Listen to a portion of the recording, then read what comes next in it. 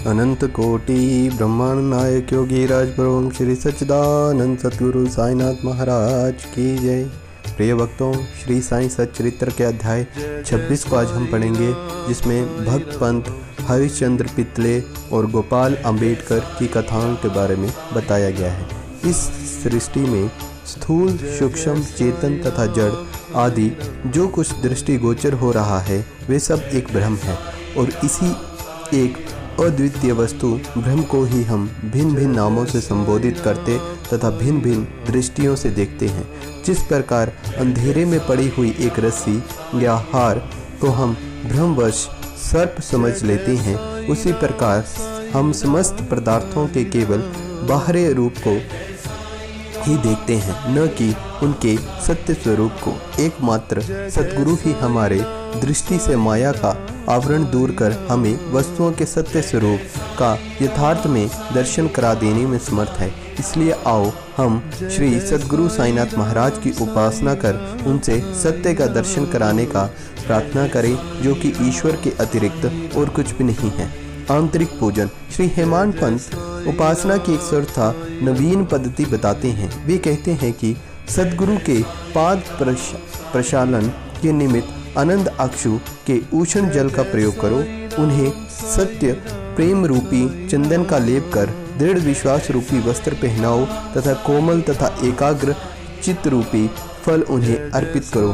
भाव रूपी भुक्का उनके श्री मस्तक पर लगा भक्ति की कफनी बांध अपना मस्तक उनके चरणों पर रखो, और इस प्रकार श्री साईं बाबा को समस्त आभूषणों से विभूषित कर उन्हें अपना सर्वस्व निछावर कर दो।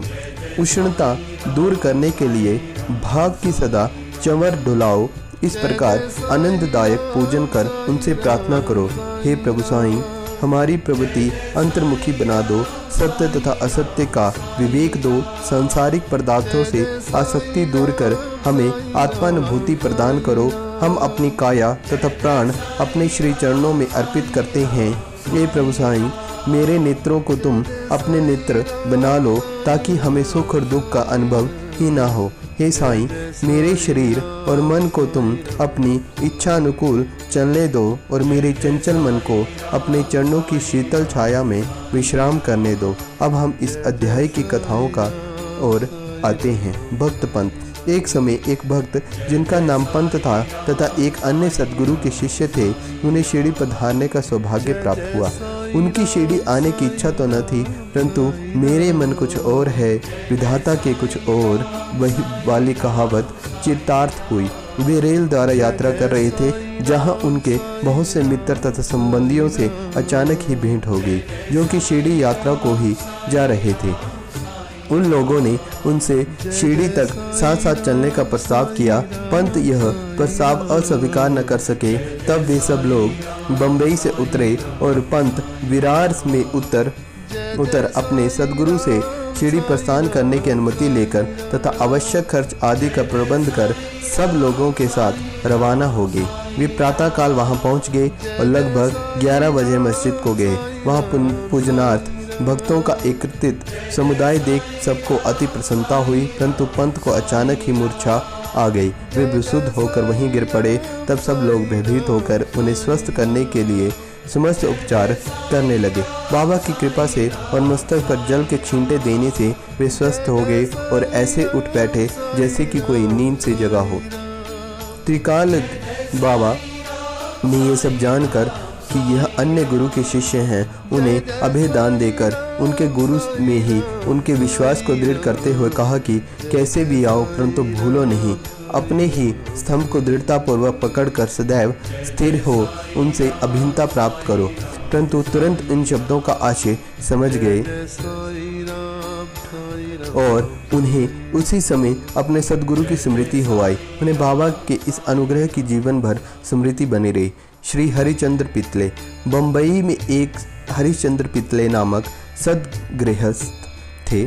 उनका पुत्र मिर्गी रोग से पीड़ित था। उन्होंने अनेक प्रकार की देसी तथा विदेशी चिकित्साएं कराई, परंतु उनसे कोई लाभ न हुआ। अब केवल इन्हें यही उपाय शेष रह गया था कि किसी संत के चरण कमलों की शरण ली जाए। 15वें अध्याय में बतलाया जा चुका है कि श्री दास गणु के सुमधुर कीर्तन से ही श्री साईं बाबा की कीर्ति बम्बई में भी अधिक फैल चुकी थी। पितले ने भी सन 1910 में उनका कीर्तन सुना तथा उन्हें ज्ञात हुआ कि श्री साईं बाबा के केवल कर स्पर्श तथा दृष्टि मात्र से ही असाध्य रोग समूल नष्ट हो जाते हैं। तब उनके मन में भी श्री साईं बाबा के शुभ दर्शन की तीव्र इच्छा जागृत हुई। यात्रा का प्रबंध कर भेंट देने हेतु फलों की टोकरी लेकर पत्नी तथा बच्चों सहित वे शिरडी पधारे। मस्जिद पहुंचकर उन्होंने चरण वंदना की तथा अपने रोगी पुत्र को उनके श्री चरणों में डाल दिया। बाबा की दृष्टि उस पर पड़ते ही उसमें एक विचित्र परिवर्तन हो गया। बच्चे ने आंखें फेर ली और बेसुध होकर वे गिर पड़ा। उसके मुख में झाग निकलने लगी और शरीर पसीने से भीग गया और ऐसी आशंका होने लगी कि उसके प्राण निकलने ही वाले हैं। ये देखकर उसके माता पिता अत्यंत निराश होकर घबराने लगे। बच्चे को बेहुदा थोड़ा मूर्छा तो अवश्य आ जाया करती थी, परंतु ये मूर्छा दीर्घ काल तक रही। माता की आंखों में आंसुओं की धारा बह रही थी और वे दुखग्रस्त हो आर्तनाद करने लगी कि मैं ऐसी स्थिति में हूँ जैसे कि एक व्यक्ति चोरों के डर से भागकर किसी घर में प्रविष्ट हो जाए और वह घर में ही उसके ऊपर गिर पड़े। तब बाबा ने सांत्वना देते हुए कहा कि इस प्रकार प्रलाप न कर धैर्य धारण करो, बच्चे को अपने निवास स्थान पर ले जाओ, वह आधा घंटे के पश्चात होश में आ जाएगा। तब उन्होंने बाबा के आदेश का तुरंत पालन किया। बाबा के वचन सत्य निकले।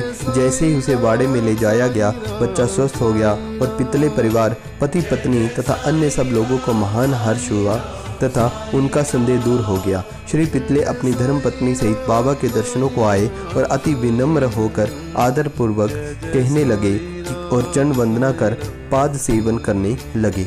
मन ही मन वे बाबा को धन्यवाद दे रहे थे और तब बाबा ने मुस्कुराकर कहा कि क्या तुम्हारे समस्त विचार और शंकाएं मिट गई हैं? जिन्हें विश्वास और धैर्य है उनकी रक्षा श्री हरि अवश्य करेंगे। श्री पितले एक धनाढ़ व्यक्ति थे, इसलिए उन्होंने अधिक मात्रा में मिठाई बांटी और उत्तम फल तथा पान बीड़े बाबा को भी भेंट किए। श्रीमती पितले सात्विक वृत्ति की महिला थी। वे एक स्थान पर बैठकर बाबा की ओर प्रेमपूर्ण दृष्टि से निहारा करती थी। उनकी आंखों से प्रसन्नता के आंसू गिरते रहते थे। उनका मृदु तथा सरल स्वभाव देख बाबा अति प्रसन्न हुए। ईश्वर के समान ही संत भी भक्तों के अधीन हैं, जो उनकी शरण में जाकर उनका अनन्य भाव से पूजन करते हैं, उनकी रक्षा संत करते हैं। शिरडी में कुछ दिन सुखपूर्वक व्यतीत कर पितले परिवार ने बाबा के समीप मस्जिद में जाकर और चरण वंदना कर शिरडी से प्रस्थान करने की अनुमति मांगी। बाबा ने उन्हें उदी देकर आशीर्वाद दिया। पितले को पास बुलाकर वे कहने लगे, बापू, पहले मैंने तुम्हें 2 रुपये दिए थे, अब मैं तुम्हें 3 रुपये देता हूँ। इन्हें अपने पूजा गृह में रखकर नित्य इनका पूजन करो, इससे तुम्हारा कल्याण होगा। श्री पितले ने उन्हें प्रसाद स्वरूप ग्रहण कर बाबा को पुनः साष्टांग प्रणाम किया और आशीष के लिए प्रार्थना की। उन्हें यह विचार भी आया कि प्रथम अवसर होने के कारण मैं इसका अर्थ समझने में असमर्थ हूँ कि 2 रुपये मुझे पहले कब दिए गए थे। वे इस बात का स्पष्टीकरण चाहते थे, परंतु बाबा मौन ही रहे। मुंबई पहुंचकर उन्होंने अपनी वृद्ध माता को शिरडी की विस्तृत वार्ता सुनाई और उन 2 रुपये की समस्या भी उनसे कही। उनकी माता को भी पहले तो कुछ भी समझ न आया, परंतु पूरी तरह विचार करने पर उन्हें एक पुरानी घटना की स्मृति हो आई, जिसने ये समस्या हल कर दी। उनकी वृद्ध माता कहने लगी कि जिस प्रकार तुम अपने पुत्र को लेकर श्री साईं बाबा के दर्शनार्थ गए थे, ठीक उसी प्रकार तुम्हें लेकर तुम्हारे पिता अनेक वर्षों पहले अक्कलकोट महाराज के दर्शनार्थ गए थे। महाराज पूर्ण सिद्ध योगी, त्रिकालज्ञ तथा बड़े उदार थे। तुम्हारे पिता परम भक्त थे, इस कारण उनकी पूजा स्वीकार हुई और तब महाराज ने उन्हें पूजनार्थ 2 रुपये दिए थे, जिनका उन्होंने जीवन पर्यंत पूजा की। उनके पश्चात उनकी पूजा यथाविधि न हो सकी और वे रुपये खो गए। कुछ दिनों के उपरांत उनकी पूर्ण विस्मृति भी हो आई और तुम्हारा सौभाग्य है जो श्री अक्कलकोट महाराज ने साईं रूप में तुम्हें अपने कर्तव्य तथा पूजन स्मृति कराकर आपत्तियों से मुक्त कर दिया है। अब भविष्य में जागरूक रहकर समस्त शंकाएं तथा सोच विचार छोड़कर अपने पूर्वजों को स्मरण कर रिवाजों का अनुसरण करो और उत्तम प्रकार का आचरण अपनाओ। अपने कुलदेव तथा इन रुपयों की पूजा कर उनके यथार्थ स्वरूप को समझो तथा संतों का आशीर्वाद ग्रहण करने में गर्व मानो। श्री साईं समर्थ ने दिया कर तुम्हारे हृदय की भक्ति का बीजारोपण कर दिया है।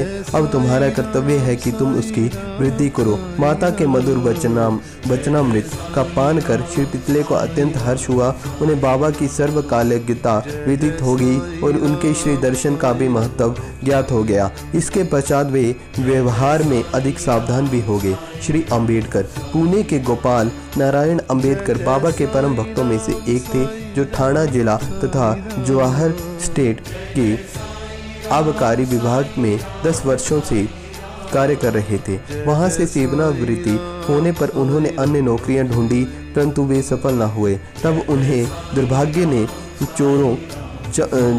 ने चारों ओर से घेर लिया, जिससे उनकी आर्थिक स्थिति और भी अधिक दयनीय हो गई। ऐसी परिस्थिति में उन्होंने 7 वर्ष व्यतीत किए। वे प्रति वर्ष शिरडी जाते और अपनी दुखदायी कथा वार्ता बाबा को सुनाया करते थे। सन 1916 में तो उनकी स्थिति और भी अधिक चिंताजनक हो गई। तब उन्होंने शिरडी जाकर आत्महत्या करने की ठानी। इसीलिए वे अपनी पत्नी को साथ लेकर शिरडी आए और वहां 2 मास तक ठहरे। एक रात्रि को दीक्षित वाड़े के सामने एक बैलगाड़ी पर बैठे बैठे उन्होंने कुएं में कूदकर प्राणात करने का निश्चय किया। वहीं समीप ही एक भोजनालय के मालिक श्री सगुण मेरू नायक ठीक उसी समय बाहर आकर उनसे इस प्रकार वार्तालाप करने लगे कि क्या आपने कभी श्री अक्कलकोट महाराज की जीवनी पढ़ी है। सुगुण से पुस्तक लेकर उन्होंने पढ़ना शुरू कर दिया। पुस्तक पढ़ते पढ़ते वे एक ऐसी कथा पर पहुंचे जो इस प्रकार थे। श्री अक्कलकोट महाराज के जीवन काल में एक व्यक्ति असाध्य रोग से पीड़ित था। जब वे किसी प्रकार भी कष्ट सहन न कर सका तो वे बिल्कुल निराश हो गया और रात्रि को कुएं में कूद पड़ा। तत्क्षण ही महाराज वहां पहुंच गए और उन्होंने स्वयं अपने हाथों से उसे बाहर निकाल लिया और वे उसे समझाने लगे कि तुम्हें अपने अशुभ तथा शुभ कर्मों का फल अवश्य ही भोगना चाहिए। यदि भोग अपूर्ण रह गया तो पुनर्जन्म धारण करना पड़ेगा। इसलिए मृत्यु से यह शेष कर है कि कुछ काल तक उन्हें सहन कर पूर्व जन्मों के कर्मों का भोग समाप्त कर सदैव के लिए मुक्त हो जाओ। ये सामयिक तथा उपयुक्त कथा पढ़कर श्री अम्बेडकर को महान आश्चर्य हुआ और वे द्रवित हो गए। यदि इस कथा द्वारा उन्हें बाबा का संकेत प्राप्त न होता तो अभी तक उनका प्राणात हो ही गया होता। बाबा की व्यापकता तथा दयालुता देखकर उनका विश्वास और भी दृढ़ हो गया और वे बाबा के परम भक्त बन गए। उनके पिता श्री अक्कलकोट महाराज के शिष्य थे और बाबा की इच्छा भी उन्हीं के पद चिन्हों का अनुसरण कराने की थी। बाबा ने उन्हें आशीर्वाद दिया और अब उनका भाग्य चमक गया। उन्होंने ज्योतिष शास्त्र के अध्ययन में निपुणता प्राप्त कर उसमें बहुत उन्नति कर ली और बहुत सा धन अर्जित करके अपना शेष जीवन सुख तथा शांति पूर्वक व्यतीत किया। तो प्रिय भक्तों, साईं कृपा से हमने इस अध्याय को भी बहुत विनम्रता पूर्वक पूर्ण कर लिया है। बोलिए श्री सच्चिदानंद सद्गुरु साईनाथ महाराज की जय।